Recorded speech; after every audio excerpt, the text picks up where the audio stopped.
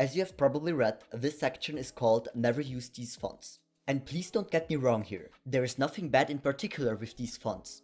But over the years, they have gained a very negative reputation, and today they are considered unprofessional. Let's start with Impact. Impact isn't a bad looking font. It was actually the #1 font for attention-grabbing headlines. But over the years, it just got overused. And that's why I'd recommend you choose something similar but slightly more unique. There are lots of high visibility fonts out there, and just use Impact if it works perfectly with your design. The second font that you should avoid using is Times New Roman. You probably didn't expect this font to be in this list, because it's actually quite popular. Well, maybe it's too popular. If you want to stand out just a little bit more, use similar fonts like Laura or Baskerville.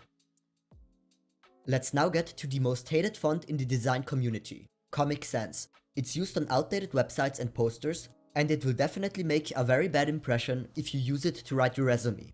Comic Sans has had its good years, but they ended in 2009. You shouldn't use comic style fonts in general, only use them if they work perfectly with your design. And the last no-go font is Arial.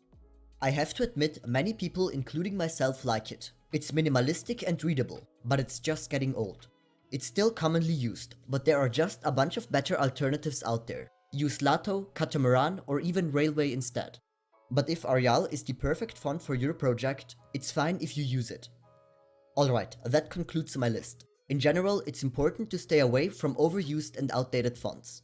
Be creative and do not fear to experiment. Just make sure that you choose the right font for your message, because in design, communication is key.